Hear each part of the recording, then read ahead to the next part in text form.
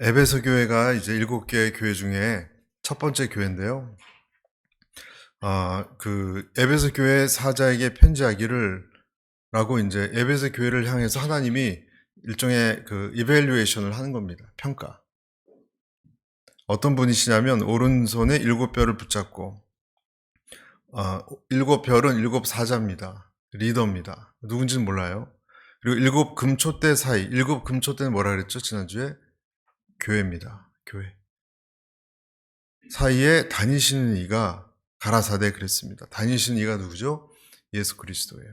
지난주 봤듯이 굉장한 분이세요. 이분은 상상을 초월하는, 그 앞에 우리가 만나면 아무 말도 할 수 없이 그냥 머리가 하얘져서 아무 생각도 안 나는 그런 분이세요. 그런 분이 어디를 다니시고 계시냐면, 어딜 다니신다고요? 7촛대. 그러니까 예수님이 관심 있는 곳은요, 교회예요. 예수님이 관심 있는 곳은 교회예요. 그리고 7별은 붙잡고 있어요. 붙들고. 하나님의 사자들을 하나님이 붙들고 있어요. 그리고 교회는 사람의 제도가 아니거든요, 여러분. 교회는 하나님이 만든 제도입니다. 그 교회에 하나님이 관심이 있으신 거예요. 오늘은 한 교회를 살펴보고 있는데, 여러분, 하나님께서 한 교회 한 교회마다 관심이 있다는 것. 여러분이 작은 교회예요. 우리 각자가 교회예요. 우리가 모여서 교회를 이루죠. 건물이 아니라 여러분과 저에게 하나님이 이 세상 중에서 관심이 있다라는 것을 여러분 꼭 기억하시기 바랍니다. 왜냐하면 이 교회야말로, 저희들이 이 성도가 모여있는 곳이야말로 하나님 보시기에 이 세상의 유일한 희망이에요. 유일한 희망이에요. 이 세상은 그렇게 여기지 않아요. 그렇죠? 이 세상은 다른 것들이 더 희망입니다.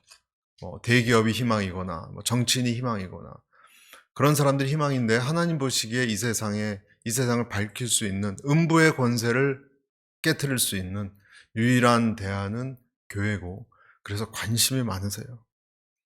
우리가 하나님의 교회, 하나님이 만드신 교회에서 울고 웃고 희망과 절망을 표현하는 이유가 거기에 있는 것입니다.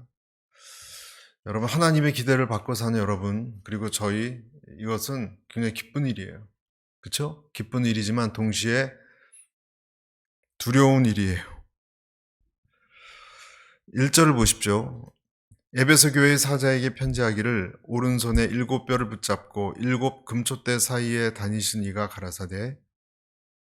뭐라고 그러셨습니까? 가라사대 그랬습니다.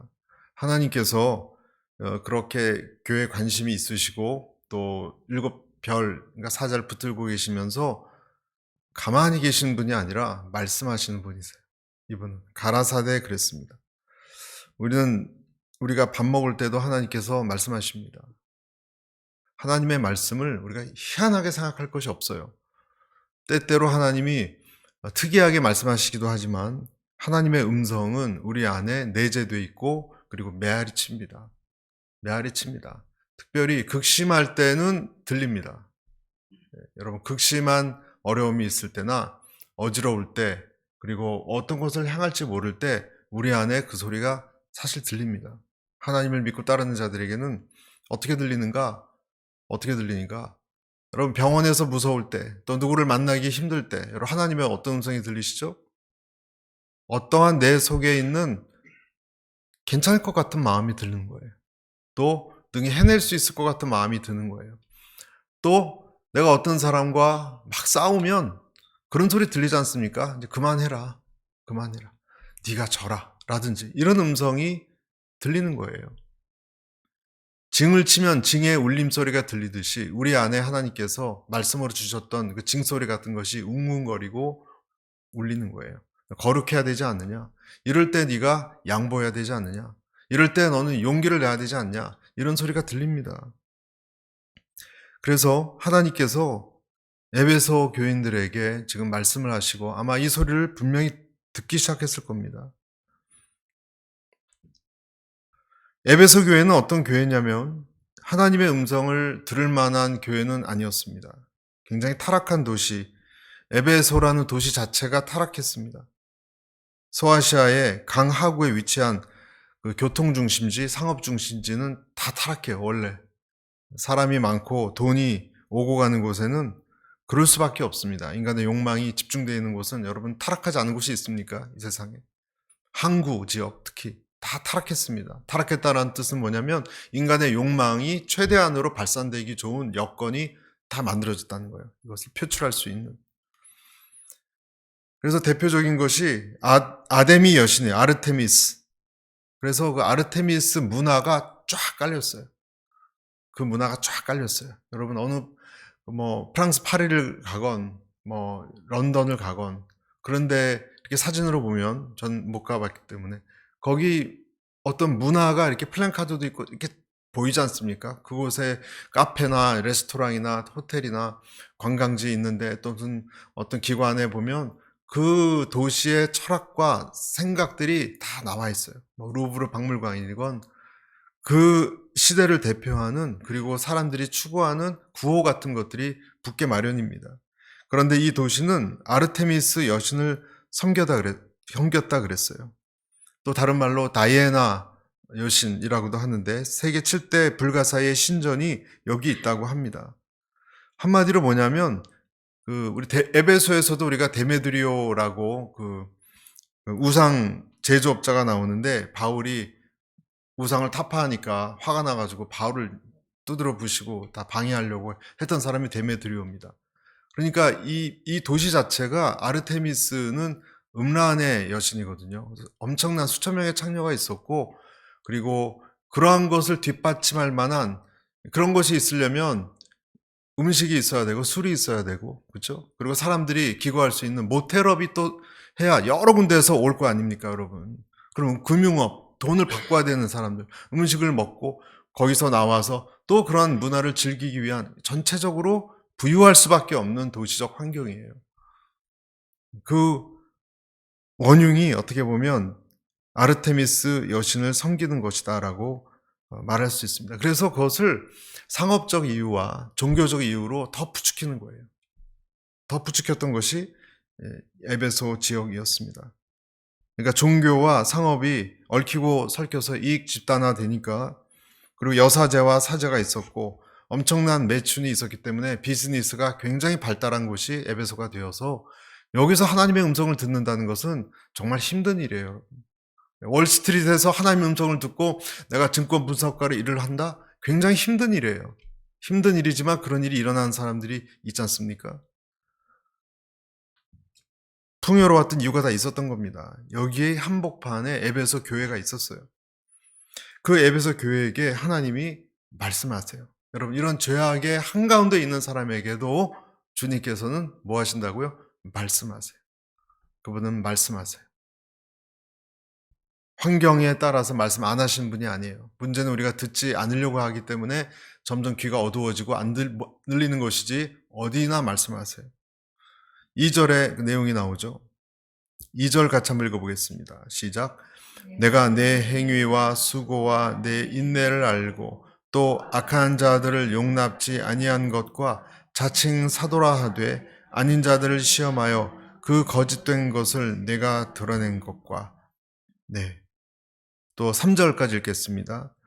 또 내가 참고 내 이름을 위하여 견디고 게으르지 아니한 것을 아노라. 무엇을 안다고 얘기했습니까? 내가 너희가 한 것을 안다 그랬습니다. 하나님은 모르지 않습니다. 모르지 않습니다. 너희 수고와 너희 행한 것을 안다. 인내를 안다. 거짓되고 악한 자들 받아들이지 않은 것도 안다. 내가 참고 내 이름을 위해서 꿋꿋이 견디고 또 게으르지도 않았다는 것을 안다. 악한 자를 여기서는 니골라당을 의미하는데 이제 뒤에도 나오는데요. 초대교회에 그 영지주의라고 그 영적 지식만 영지주의 그래서 중요시 여기고 육체는 아무렇게나 해도 된다. 그러니까 영혼만이 중요하다. 육체는 어떻게 해도 상관없다. 내 몸은 어떻게 해도 상관없다. 그렇게 생각을 하고 거기에 따라서 사람들을 다 이끌었던 그러니까 이 영지주의가 많았다는 것은요. 그때의 도시를 아까 아데미 신전도 마찬가지지만 문화를 결정하고 영향을 주는 사람들이 영지주의였다는 거예요.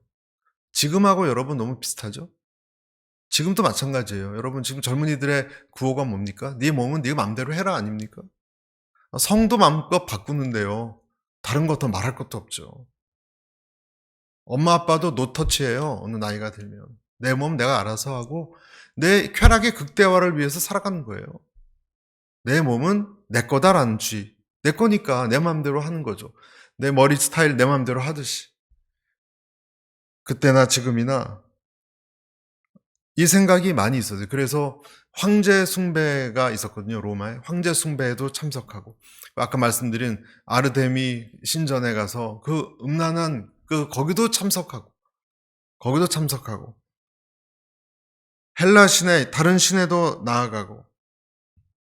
그리고 교회도 나오고. 했던 거예요.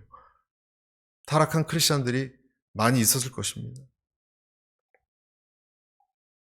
그래서 우리가 예수님을 따른다고 할 때 오늘 에베소서를 통해서 생각해야 되는 것 중에 하나가 나한테 이런 니골라당의 요소가 있는가. 우리는 남의 얘기처럼 생각할 수 있습니다. 니골라당이. 근데 아까 말씀드렸잖아요.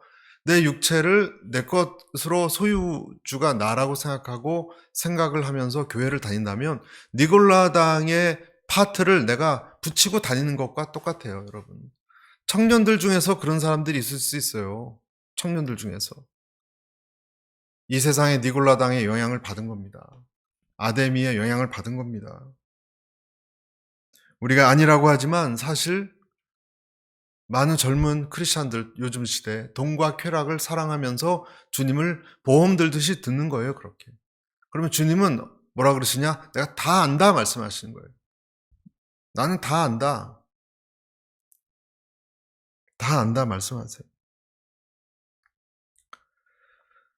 에베소 교회는 이 니골라당을 교회에서 몰아냈습니다. 그러니까 이 에베소 교회의 특징은 요즘으로 치면 굉장히 그 말씀 공부에 철저하고 전도 훈련 철저히 시키고 하여간 양육, 훈련, 전도 이런데 아주 사도행전적 교회예요. 그러니까 이 교회가 에베소 교회가 그런 교회였다는 거예요. 이런 환경 속에서 여러분 이런 엄청난 환경 속에서 김사무엘 목사님이 그 담임하셨던 그 시부야 교회라고 있었습니다. 일본의 그 시부야 지역 이건 긴사에서도 멀지 않고 동경에 보면요, 제가 환락가가 긴사거든요. 그리고 시부야도 굉장히 좀 그런 곳이 많이 있었어요. 제가 옛날 직장 다닐 때 동경 출장을 몇 번 갔었는데 아주 기절초풍하는 게 너무 많이 있었습니다. 그때는 그런데 쫓아다니는 게 되게 그리고 친구들한테 막 이렇게 자랑하는 게 훌륭한 건 줄 알고 새벽 2시, 3시까지 출장 가서 일 끝내고 우리 동료들하고 근데 막 이렇게 도대체 여기는 어떤 데인가 상상을 초월하는 데가 너무 많아요. 그때도. 그런데 여러분 그런 지역 한복판에 김사무엘 목사님이 교회를 하고 계셨어요. 교회를. 여러분 명동 한복판에 저 강남 한복판에 그 지하에는 무슨 뭐 클럽이 있고 여러분 몇 층에는 무슨 술집이 있고 룸사롱이 있는데 그 한복판에 여러분 교회가 있다라고 생각해 보세요. 예배드리고 철학기도 하고 그런 교회가 에베소 교회였다는 거예요. 얼마나 대단하고 아름답습니까? 쉬지 않고 구제하고 봉사하고 말씀 배우고 그리고 거짓된 교리들 니골라당의 교리들을 용납하지 않았던 교회가 여러분 에베소 교회입니다. 그리고 그 성도들이 이런 교회 다니면서 열심히 정말 살았던 성도였다라고 얘기합니다. 가끔 여러분 우리는 이런 사람들을 볼 수 있죠. 가끔 볼 수 있습니다. 서울 오누리교회에 어떤 분이 계셨는데 장로님 별명이 전도사님이에요. 장로님인데 이분 직업이 의사신데 그 병원에 가보면 환자들도 기다리고 있지만 옆에 보면 교인들도 기다리고 있어요. 중간 점심시간 때 교회 회의하려고 교회 맡은 일이 많아가지고 환자도 보지만 교회 일도 하고요. 그분의 가방 속에는 전도지가 이렇게 많이 있고 달고 다른 성경책도 있고 그래서 와 교육자보다 더하신 분이다. 대단한 장로님이다. 저럴 수가 있는가. 그런 분이 한두 명이 아닙니다, 여러분. 그러고 보면 저도 여러분 한때는 옛날 같지 않지만 한때는 저도 열정맨이었어요. 제가 보면 직장 다닐 때 더 열정적이었던 것 같아요. 교회 와서 하나님을 만난다는 이것이 너무 신기해서 저는 뭔가 하여간 있어요. 여기 뭔가 있다. 뭔가는 내가 정확히 모르겠지만 뭔가 내 마음을 완전히 새롭게 만들고 눈물 나게 하고 뭔가가 이렇게 찬양 부리면 뭔가가 이렇게 표현을 못 하겠어요. 그때 제 아내가 반주하고 그랬었는데 뜨겁게 반주하고 토요일 날인데도요. 얼마나 많은 사람들이 와서 그냥 앉아서 찬양만 부르면 그냥 자꾸 눈물이 나는 거예요. 이유를 잘 모르겠어요. 그러니까 뭔가 성령의 기름 부심이 있어요. 그리고 소그룹을 하고 그러면 뭔가를 내 마음에 클릭하고 깨닫고 돌아가는, 늦게까지 집에도 가지 않고 어떨 때는 교회 일하고 다시 새벽까지 또 출근하러 직장 나가고 그랬던 적이 있었습니다, 여러분. 그런데요, 여러분. 저는 그게 다인 줄 알았어요. 네, 여러분, 다인 줄 알았어요. 무슨 말씀이냐? 제가 한 가지 깨달은 게 뭐냐면 하나님을 정말 깊이 아는 것 없어도요. 그렇게 살 수 있다는 것을 알았어요. 신기하니까. 여러분, 하나님 위해서 열정적으로 사는 것도요. 하나님을 깊이 몰라도 가능합니다. 하나님을 깊이 몰라도 내 열심으로 가능합니다. 오늘 예수님은 에베소가 지금 대단한 교회라고 말씀드렸죠. 정말 타락한 도시 한복판에 구별된 사람 열정을 갖고 사는 교회인데 왜 이 사람들을 향해서 주님이 오늘 책망을 하십니까? 이해가 안 되지 않습니까, 여러분? 근데 4절을 보십시오. 한 가지를 짚어내세요. 4절. 시작. 그러나 너를 책망할 것이 있나니 너의 처음 사랑을 버렸느니라. 책망이란 단어를 썼어요, 여러분. 책망이란. 여러분, 주님이 책망하면 안 되는 사람들이 이 사람들 아니에요? 여러분, 우리 교회에서 예를 들어 어떤 교회에서 제일 열심히 봉사하고 수고하는 사람을 주님이 책망한다고 생각해 보세요. 저 사람한테는 그 말씀을 안 쓰셔야 될 사람 아닙니까?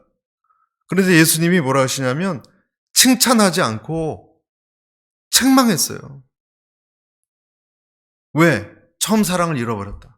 여러분, 사랑이 그렇게 중요합니까? 주님을 위해서 봉사하고 헌신하면 됐지. 사랑이 또 뭡니까? 예? 무슨 동화책의 남녀의 연애 소설도 아니고 그런 생각 들지 않습니까? 주님을 사랑을 버렸다? 아니 지금 헌신하고 있는데 무슨 말씀이세요라고 우리는 질문할 수 있어요. 최선 다해서 충성한 일꾼들에게 왜 하나님이 열심을 다하는 사람에게 이렇게 첫사랑을 강조하는가? 성경 이렇게 에베소서에 얘기하죠. 처음 사랑을 버렸다. 그냥 사랑도 아니고. 여러분 처음 사랑은 뭐죠? 처음 하나님 만났을 때 가졌던 가난함을 뜻하는 거예요. 가난함. 하나님을 바라볼 때 그 눈빛, 그때 그 심리 상태, 그때 그의 말, 태도, 이것을 얘기하는 겁니다. 그런데 그것을 너는 버렸다라 그랬어요. 그러니까 뭔가가 달라진 거예요. 뭔가가. 그래서 하나님은 상처받았다는 거예요. 물론 하나님에게 상처받았다는 표현은 어울리진 않지만 우리 인간적으로 이해한다면 하나님은 상처받았다는 거예요. 여러분 우리도 가끔 그런 적이 있어요. 부부가 많이 사랑하고 사랑하니까 결혼했죠. 근데 어느 날 인생에 지치다 보면 아내 팔뚝도 굵어지고 이제 아줌마 모습으로 변해가잖아요, 다. 그리고 멋진 청년도 그냥 배 나온 아저씨, 좀 흉한 아저씨, 머리도 빠지고 그런 사람으로 변해가잖아요. 그러면 옛날만큼 사랑하지 않으면 중년이 돼서도요, 여러분 상처받을 수 있어요, 부부도. 그냥 기계처럼만 살아가만 가면. 여보 사랑해. 그럼 사랑은 무슨 옛날 얘기지. 그러면 여러분 상처 안 받습니까? 안 받으시나? 사람은요, 나이는 들어도요, 80, 90이 돼도요, 다 소년 같고 소녀 같아요, 사실은. 누가 그런 말을 했습니다. 사람이 25세 이상 정신적으로 자라지 않는데요. 25세 때 정신이 지금 내 정신이에요. 나이가 90이 돼도. 그러니까 늘 나는 청년 같고 그런 말이 맞는 거예요. 그때 마음인데 내 몸은 늙었고 배가 나오고 그러는데 사랑을 받아야 되는데 이제 그 식어버리면 할머니, 할아버지들도 상처받을 수 있어요. 하나님이 그렇게 말씀하시는 거예요. 상처받았다. 여기서 오늘 저는 두 가지를 중요하게 깨달아야 한다고 믿습니다. 첫째는 하나님의 사랑의 강렬함을 새삼 깨달아야 됩니다. 여러분, 하나님의 뭐를요? 사랑의 강렬함을 깨달아야 됩니다. 하나님은 말씀하시는 거예요. 너는 처음 사랑을 버렸다. 나는 그 사랑을 기억하고 있다. 그리고 난 그것을 원하고 있다. 나는 너와의 진짜 관계를 원하고 있다. 그러니까 첫사랑을 버렸다라고 굳이 표현하시는 거는, 여러분, 부부도 당신 김치가 너무 짜네, 사랑이 식었네, 뭐 이런 식으로 사랑을 하지 않는 것 같다, 이 말은 상처받았다는 거 아니에요? 사람도. 그러니까 하나님께서 말씀하시는 것은 나는 너와 뭔가 거리감을 느낀다라는 거예요. 옛날 같지 않다라는 거를 느낌으로 안다는 거예요. 다른 말로 또 표현하면 나는 가까워지고 싶다라는 뜻입니다. 에베소 교회에게 하나님이 바라시는 것은 다른 게 아니고, 열심히 뛰어다니는 것도 좋은데 하나님에 대한 사랑입니다. 여러분에게 원하는 것도 어쩌면 일하고 봉사하고 충성스럽게 헌신하는 것도 중요하지만, 하나님이 더 근본적으로 원하는 것은 여러분으로부터 받는 사랑입니다. 아멘. 저는 우리가 하나님을 인격체로 생각을 언제나 했으면 좋겠어요. 하나님. 우리 자꾸 잊어버려요. 그냥 우주에 거하시는 어떤 분,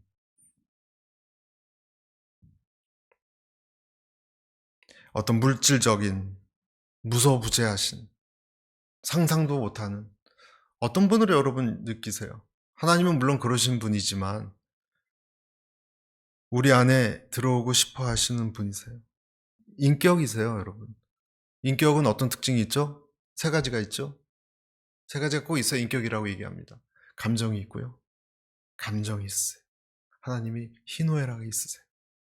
어떨 때 여러분을 기뻐하시고 어떨 때 여러분을 안 기뻐하시는 감정이 있고, 또 한 가지는 의지가 있으세요. 의지.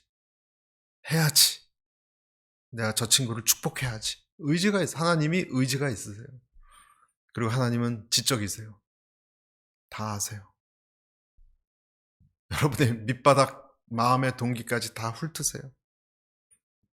우린 절대로 이 부분을 잊어버려서는 안 됩니다. 여러분, 우리는 인격을 대하는 거예요. 이곳은 어떤 개념의 하나님이 아니에요, 여러분. 어떤 에너지도 아니고. 여러분, 주님은 인격이신 것을 늘 기억하시기 바랍니다. 그리고 그분은 그 정도가 아니라 나에 대한 어떤 마음이 있냐면 자기 아들을 희생시키기까지 했어요. 여러분, 우리는 자식을 위해서 밤샘을 할 수도 있고 뼈 빠지게 고생할 수도 있지만, 그 정도의 희생이 있으면 자식을 사랑하는 게 증명되잖아요. 우리가 다른 어떤 사람을 사랑하는데 내 자식을 희생시킬 수 있는 정도의 사랑이 있습니까? 상상이 갑니까? 그것은 어떤 강렬함 아닙니까? 강렬함. 하나님이 우리를, 물론 우리는 수십억 중에 한 명이죠. 그렇죠? 그럼에도 불구하고 한 사람 한 사람을 하나님은 어떤 그러한 강도로 우리에게 나아오고 있다는 것, 그런 인격이시라는 것을 언제나 우리가 잊으시면 안 돼요. 그래서 아가서 8장 6절에 이런 말씀이 있습니다. 너는 나를 도장같이 마음에 품고. 도장같이 마음에 품는 건 뭡니까? 여기 밑에 영어로 있죠. Seal over your heart. 팍! 도장을 찍는다는 거예요. 내 꿈 꿔. 이런 식으로. 날 잊지 마. 팔에 두라. 사랑은 죽음같이 강하고 질투는 수월같이 잔인하며 불길같이 일어나니 그 기사가 여호와의 불과 같으니라. 하나님의 우리를 향한 관심도입니다. 여러분, 관심도. 하나님이 우리에게 원하는 것은 무엇일까? 어떤 일의 성취? 그것보다 여러분과 저의 마음입니다. 그래서 너의 마음과 또 네 가지가 있죠? 너의 마음과 생각과 뜻과 정성을 다하여 너 여호와를 사랑하라. 첫째 된 계명이니라고 얘기했을 정도입니다. 마음과 목숨과 뜻과 힘을 다하여, 영어로는 with all your heart, with all your soul, with all your mind, with all your strength. 이렇게 마음과 목숨과 뜻과 힘을 다해서 하나님 사랑할 때 여러분 이것이 하나님의 마음을 크게 움직입니다. 우리가 주일을 감당할 때 마리아처럼 주님을 사랑해서 일할 때도 있고요. 마르다처럼 주님의 일을 사랑해서 일할 때가 있어요. 달라요, 여러분. 우리가 하나님을 위해서 열심히 살아도 습관에 빠져버릴 수도 있어요. 어떤 매너리즘에. 내가 다른 사람이나 또는 어떤 다른 교회나 이런 어떤 경쟁심 때문에 이 일을 열심히 할 수도 있고요. 또 남이 강권하니까 억지로 마지못해서 아유 권사님이니까 하셔야죠.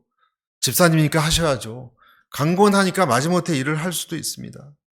또는 어떤 사람은 자기가 좋아서 그 일을 할 수도 있어요. 노래 부르는 것이 좋아서 찬양팀으로 섬길 수도 있어요. 노래 부르는 것이 좋아서. 그러나 여러분, 하나님을 위해서 하는 것과 그런 것은 다를 수 있습니다. 여러분, 우리가 꼭 기억해야 되는 것이 영적인 미성숙으로 내 육신의 연약함으로 인해서 넘어지는 것하고요. 배반하는 마음으로 넘어지는 것하고는 달라요. 제가 또 말씀드립니다. 영적인 미성숙으로 육신의 연약함으로 인해서 넘어지는 것, 누구죠? 베드로. 그것과 배반하는 심령으로 하나님 앞에서 넘어지는 것, 누구죠? 가룟 유다. 달라요. 차이가 있습니다. 베드로가 넘어진 것은 뭐였냐면 자기가 하나님이 자기를 사랑한 것보다 자기가 주님을 더 사랑할 수 있다라고 내 육신을 너무 믿었던 것이 탓이에요. 베드로가 넘어진 것은. 하지만 베드로는 주님을 사랑하지 않은 것이 아니에요. 주님을 사랑했지만 자기 육신의 힘으로 사랑할 수 있다라고 믿었던 것이 흠이에요. 그래서 그는 3번이나 주님을 부인했어요. 주님에 대한 사랑보다 자기의 헌신을 믿었던 거지 주님을 거부한 것 아닙니다, 여러분. 베드로는 주님을 거부한 적이 없습니다. 그러니까 영적인 특징이 달라요. 그래서 마태복음 26장 41절에는 시험에 들지 않게 깨어 기도하라. 마음에는 원이로되 육신이 약하도다. 그러니까 육신이 약하기 때문에 주님이 베드로를 위해서 기도하겠다라고 얘기하셨던 거예요. 네 마음은 아니까. 육신이 약하니까. 그러니까 베드로가 넘어졌을 때도 여전히 넘어졌는데도 베드로는 부인했는데도 주님을 사랑했어요? 안 했어요? 사랑했어요. 베드로는. 그리고 그는 예수님의 목욕을 시켰기 때문에 전체 깨끗한 자였습니다. 여러분, 우리는 육신이 연약한 자일 뿐이지, 저와 여러분은 육신이 연약한 자일 뿐이지 영적 정체성이 하나님을 사랑하는 사람이라는 것 흔들리지 않아야 합니다. 여러분은 하나님을 사랑하는 사람이에요. 믿습니까? 흔들리지 말아야 돼요. 이 두 가지를 기억해야 돼요, 여러분. 우리는요, 주님을 사랑하는 사람이에요. 첫 번째, 기억하셔야 돼요. 두 번째, 그러나 육신이 연약한 사람이에요. 어느 한쪽을 우리가 잃어버리면, 예를 들어, 내가 육신이 연약하다는 걸 잃어버리면 굉장히 교만한 사람이 됩니다. 베드로처럼. 주님을 사랑하는 거 아닌데 내 힘으로 할 수 있다고 생각하는 사람은 남한테 상처 주거나 교만할 수 있어요. 또 반대로 주님을 사랑하지 않는 것 같다면 그 사람 근본적으로 흔들립니다. 내가 무엇 때문에 일을 하는지 잘 모를 수 있습니다. 베드로가 3번 부인했기 때문에 굉장히 수치심이 올라왔어요. 자기 힘으로 안 되니까.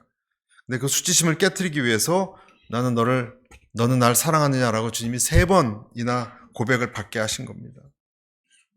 그러니까 부활하신 예수님께서 베드로에게 오셔서 얼굴을 보시면서 어떤 정체성을 주셨냐면 나는 너를 사랑하는 자고 그리고 너는 나를 사랑하는 자다. 여러분 이 정체성을 주셨어요. 여러분 하나님께서 우리에게 주신 정체성은 뭐냐면요. 하나님이 여러분에게 말씀하시는 거예요. 나는 너를 사랑하는 하나님이고. 그러니까 우리는 누구예요? 하나님에게 사랑받는 자예요. 아멘. 그리고 하나님을 사랑하는 자. 그러니까 사랑을 받는 자요. 사랑하는. 우리는 그릇 같아요. 그릇. 그것이 우리의 정체성이에요.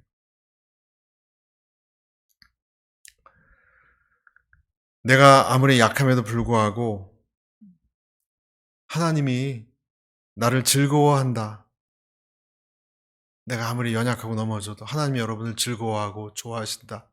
여러분 정말 믿으십니까? 그것을 믿으면 우리는 영적으로 성장합니다. 심지어는 죄에 빠져도요. 죄의 욕구가 일어나도요. 하나님이 나를 기뻐하는 존재다라는 생각이 있으면 주님 앞에 달려갑니다. 그러니까 이것이 얼마나 중요합니까? 주님 안에서 내가 어떤 누군지 아는 것이 영적인 각성의 첫째 단계예요, 여러분. 주님 안에서 내가 어떤 존재인지. 그리고 그 다음은 내가 하나님을 사랑하는 자예요. 두 가지. 첫째 단계는 내가 하나님 앞에서 어떤 사람인가. 하나님이 나를 즐거워하는 자라는 것. 여러분 첫 번째 단계예요. 믿습니까? 그리고 두 번째는 나는 하나님을 사랑하는 자라는 고백. 굳게 붙으셔야 되는 거예요. 여러분 자신이 주님을 사랑하는 자라는 것을 자로 아예 규정하십시오. 여러분은 주님을 사랑하는 자로 규정하십시오. 내가 절망 가운데 업앤다운이 있잖아요, 우리 인생에. 그때 빠져나올 수 있는 비결은 뭐냐면 나는 사랑받는 자인 동시에 주님을 사랑하는 자라는 정체성이에요.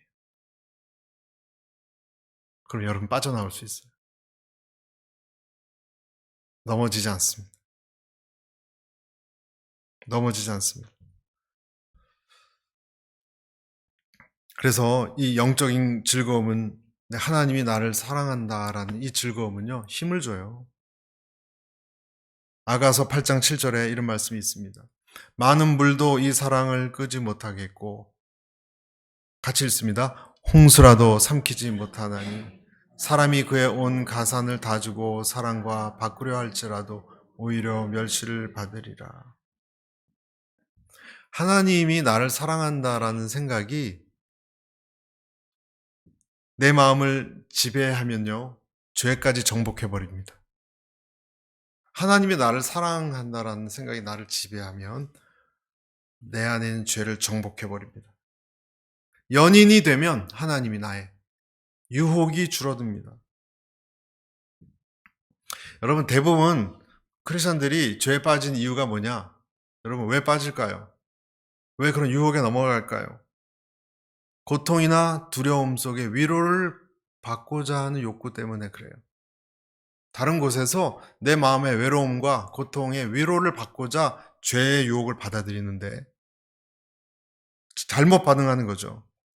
그래서 탈선을 하고 유혹을 받는데 하나님이 나를 사랑한다라는 것에 마음이 나를 지배하면 그 유혹이 현저히 줄어듭니다. 그래서 또 말씀드리지만 주님이 여러분을 좋아하신다는 생각을 마음에 품으시길 바랍니다. 한번 저를 따라서 하나님이 손을 가슴에 대시고 하나님이 나를 좋아하십니다. 난 굳게 믿습니다. 나도 하나님을 좋아합니다. 이것이 여러분과 여러분 자녀를 내가 두렵고 외롭고 처절해서 죄에 빠진다 그랬잖아요. 이 마음이 나를 지키는 거예요. 이 마음이. 그리고 힘이 되는 거예요. 고린도 후서 11장 2절에도 이런 말씀이 있습니다. 같이 읽습니다. 시작. 내가 하나님의 열심으로 너희를 위하여 열심을 내노니 내가 너희를 정결한 처녀로 한 남편인 그리스도께 드리려고 중매함이로다. 뭐라고 얘기합니까? 여러분 우리를 처녀로 하나님께 중매한다 그랬어요. 연인으로. 하나님은 그런 마음을 하나님과 우리 사이에 주고받기를 원하시는 거예요. 그런데 처음 사랑을 버렸다고 책망한다는 것은 무엇이냐? 굉장히 성실했고 열심이었고 그리고 거짓이 없었고 잘못된 교리를 받아들이지 않았던 것이 에베소 교회였다라고 말했습니다. 그런데 처음에 그들이 갖고 있었던 생각이 식고 말았습니다. 왜 사랑이 식었을까? 여러분 생각해 봅시다. 왜 그들이 처음에는 하나님을 첫사랑을 버렸다 그랬으니까.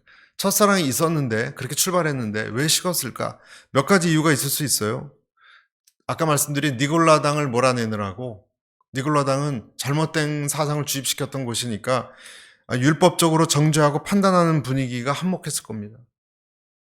그래서 당신 생각이 잘못됐어. 뭐 어쨌어. 그리고 따지고 비판하고 이단 구분해야 되니까, 잘못된 것을 도려내야 되니까.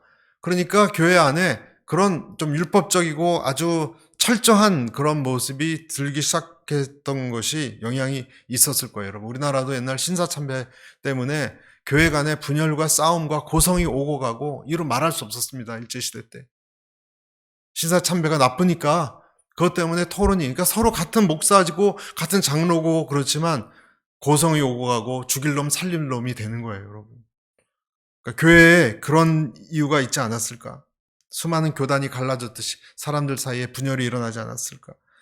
어쩌면 또 바울과 디모데가 가르쳤는데 이것을 그 다음에 나온 리더들에 의해서 어떤 실망이 있었을지도 모릅니다.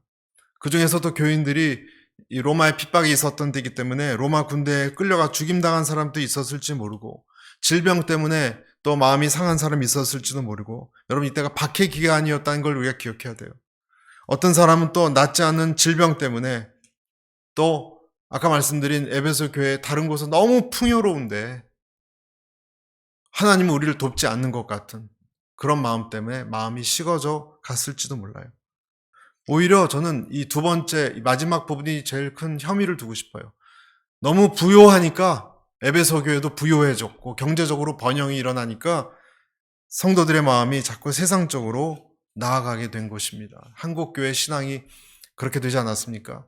옛날 우리나라 6.25 때 신앙이 다 어디 갔습니까? 너무 이제 호화스러운 그런 형편이 되니 사랑이 식은 거죠. 그래서 그런 이유 때문에 주님께서는 오늘 5절에 보면 이렇게 경고를 하시는 거예요. 우리 5절 같이 읽겠습니다. 시작. 그러므로 어디서 떨어졌는지를 생각하고 회개하여 처음 행위를 가지라.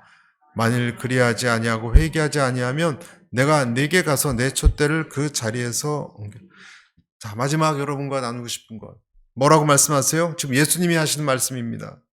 어디서 어긋났는지 떨어진 곳을 다시 찾아라. 여러분, 이것은 다른 종교를 믿는다거나 유혹에 빠졌다거나 그걸 얘기하는 게 아니에요. 어디서 식기 시작했는지 원인을 찾아라. 너의 사랑이 어디서부터 냉랭해졌는지 분석해 보아라. 어느 시점부터 기계적으로 하나님을 찬양하고 기계적으로 손을 들고 기계적으로 기도하기 시작했든지 그 원인을 발굴해라. 그 나태함 때문인지, 하나님에 대한 어떤 실망함의 사건 때문인지, 누구와의 관계 때문인지, 너의 몸의 질병인지, 어떤 것인지, 원인이 포도나무 가지에서 떨어져 나간 그 지점이 어딘지 다시 찾아라. 그리고 그 지점을 다시 회복해라. 다시 붙어 있어라. 우리에게 주시는 말씀이에요. 하나님께서 말씀하시는 거예요. 떨어져 나간 지점을 다시 생각해라. 어디서 어긋났는지. 기도 중에, 말씀 중에 여러분 분명히 있을 겁니다. 내가 이런 매너리즘으로 빠져 있게 된 이유가 무엇인지. 그리고 마지막 5절의 한 부분에 이렇게 돼 있죠. 읽었지만 촛대를 자리에서 옮기리라. 왜 촛대를 비유하셨을까? 촛대는 뭐가 있을까? 촛대는요, 그냥 타는 게 아니라 기름이 있어야 탑니다. 그러니까 촛대를 옮기겠다, 촛대를 내가 치우겠다라는 뜻은 교회가 건물만 있고 교회되지 않을 수도 있다라는 뜻입니다. 성령이 없다면 촛대에 기름도 없이 불도 붙지 않은 그냥 촛대밖에 될 수 없다라는 뜻입니다.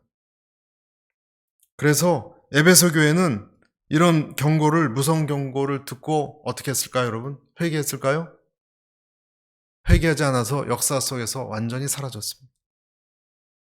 에베소 교회가 없습니다, 여러분. 지금 어느 순간부터 열심은 있어요, 열심은. 그런데 기름 부으심이 없어요. 열정하고 여러분 세게 막 일을 하는 거하고 기름 부으심 있게 일하는 거하고는 달라요. 저는 우리 교회가 성령으로 기름 부으심 있는 교회가 되기를 바랍니다. 하나님의 사랑에 대해서 식는다는 것이 여러분 그렇게 무서운 거예요. 이것은 교회 전체 차원이기도 하지만 개인적으로도 마찬가지예요. 내가 하나님에 대한 내 마음의 이 가늠자는 내 자신이 제일 잘 알아요. 내가 열심히 인생을 살지만 내가 회사를 위해서, 가족을 위해서 나는 열심히 살았어요. 주님 보시기에 너의 인생엔 기름 부으심이 없고 나는 너의 인생에 촛대를 옮겼다라고 하는 인생이 되지 말아야 하지 않겠습니까? 만약 그렇게 된다면 열심히 최선을 다하고 성실히 했는데 니골라당도 몰아내고 허무한 인생이잖아요. 여러분, 허무한 교회잖아요. 그렇게 되면 하나님께서 말씀하신 거예요. 나는 옮길 수 있다, 촛대를. 그리고 내가 보는 주안점은 사랑이 있느냐. 왜냐하면 많은 사람들이 사랑 없이 열정적으로 할 수도 있는 것을 내가 안다. 사랑 없는 그것을 찾지 않고 인간의 의지로 살아가면 여러분 성령의 불꽃이 꺼지고 그냥 빈 껍데기처럼 됐고 말 것입니다. 제가 옛날에 직장에 있을 때 포항제철소에 탐방 간 적이 있는데요. 공장이 잠시 동안 쉬느라고 용광로가 꺼져 있는 한 기를 봤어요. 한 기가, 용광로가. 다시는 못 씁니다, 여러분. 완전히 꺼지는 것은 다시 불을 때울 수도 없대요. 버려야 된대요. 쇠로 굳어주고 추하게 우둘두둘해진 그 화로를 보았습니다. 너무 보기가 민망했어요. 엄청난 사이즈인데. 불이 꺼지고 완전히 꺼지니까. 7절의 성경은 이렇게 말하죠. 귀 있는 자는 성령이 교회들에게 하시는 말씀을 들을지어다. 귀 있는 사람들은 하나님의 음성을 듣습니다. 오늘도 이 메시지가 어떤 사람들에게는 분명히 들릴 것입니다. 다는 아닐 수 있어도 적어도 오늘 오신 분들에게는 저는 들리리라고 믿고 만약에 정말 듣는다면 그의 인생에 적지 않은 변화가 일어날 수밖에 없는 것이죠. 여러분, 우리 안에 있는 불꽃을 다시 회복할 수 있는 우리 모두 될 수 있기를 간절히 축복합니다. 저는 이 부분 생각하면 늘 성화봉송 주자를 생각해요. 여러분, 올림픽 때 성화봉송 주자가 몇 킬로 뛰잖아요. 막 뛰어요, 여러분. 근데 만약에 마지막까지 왔는데 불꽃이 없어요. 그럼 얼마나 허무해요, 여러분. 들고 뛰는데 보니까 꺼진 불꽃으로 뛰면 여러분, 바람이 불어도 불꽃이 살아있는지 하나님에 대한 사랑이 살아있는지 근본 동기가 뭔지 주님을 섬길 때 살펴볼 수 있는 지혜가 있기를 간절히 축복합니다.